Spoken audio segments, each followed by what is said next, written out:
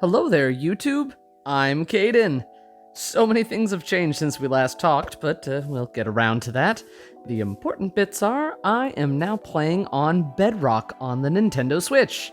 Through some fancy sorcery, I'm still able to connect to Java servers, with a few things that don't really work right, but I decided it was time to start something new. So I grabbed a few friends, some of which should be familiar faces, and decided to start a new survival multiplayer server. Welcome to Topia.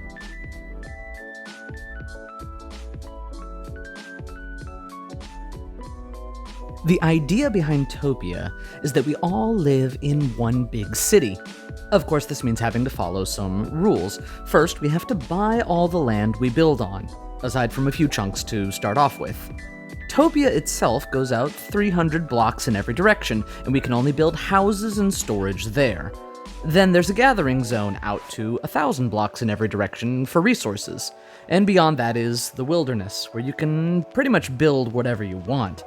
But of course we didn't start with all these lovely builds that you see here, so let's rewind back to the beginning. I had some connection issues when the server first opened, so I was about 5 minutes late, meaning everyone had already taken off in every direction to punch trees. Fortunately, Rory was nice enough to stay behind and lend me some wood, which I promptly used to claim my 4 chunks for a house. It took me a little while to get on my feet, because diamonds in the early game turned out to be weirdly scarce. I would dig tunnels for hundreds of blocks in every direction and find absolutely nothing. Actually, the first diamonds that I got were for trading some coal to another player. I think it was Panic. And after receiving that coal, he was so grateful, he left me an anonymous gift. Yeah, totally anonymous. The first week on Topia was really spent just getting some infrastructure going. Got a very small farm for cows, for sheep, for sugarcane, a little plot for my wheat farm. None of it could be automated because all of that costs money. We have to buy licenses for any kind of automation. This is to try to keep a couple of players from just dominating all of the industry while everyone else lives in Minecraft squalor. Every automated farm that you buy costs diamonds, and the more farms you have, the cost is multiplied. For example, it costs 25 diamonds to get a food farming license. What that means is you're able to automate flooding fields or entity cramming cows to be able to efficiently get food produced. If it's the first farm that you've had, it only costs that base 25 diamonds. But if it's the second farm, you bought another farm first, you have to pay 1.5 times the cost. Rounding down, of course, we're not monsters. So it would actually be 37 diamonds for the food farm. If it's your third farm, it's double the price, so it would actually be 50 diamonds, and so on. After getting my house set up and a little bit of a nether portal network set up, I went ahead and made an offer to one of my neighbors, Damaga. He had purchased a villager trading hall license to be able to breed and trade with villagers. He didn't have a lot of experience setting up a villager breeder in a trading area, so he asked for some help.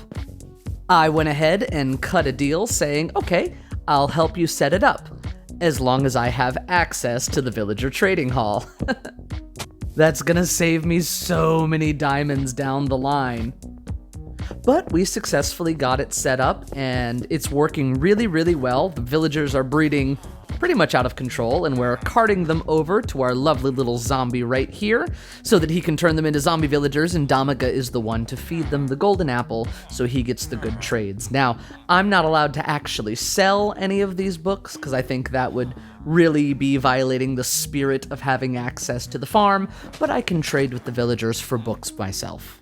Now that the villager farm is up and running and I've got a fair bit of starting resources, let's take a look at what some of my neighbors have been up to during this time.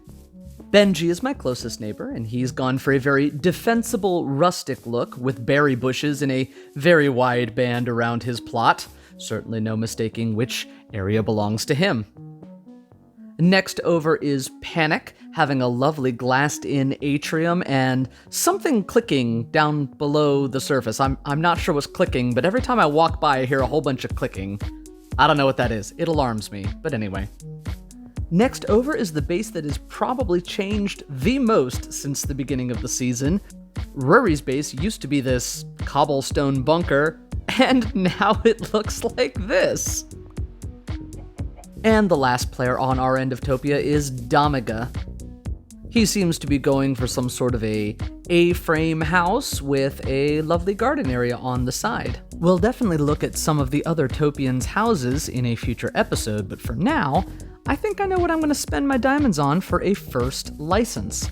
Now we're going to go with something expensive, because getting something expensive up front before we have to add the multipliers just makes sense.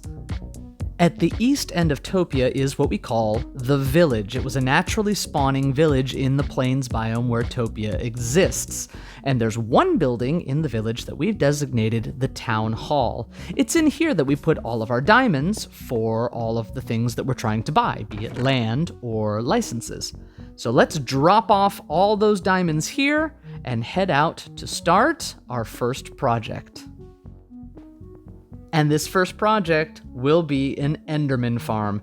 Goodness knows I need XP to put all the books I get from Damiga's villager farm onto my items, and other people are going to need it too, so we can actually cross-sell licenses so that people can go and use this Enderman farm and get the XP from it.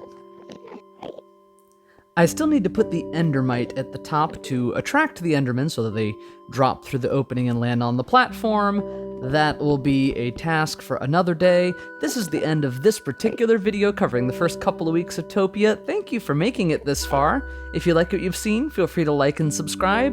I'm Caden, and I will see you all next time. Bye-bye.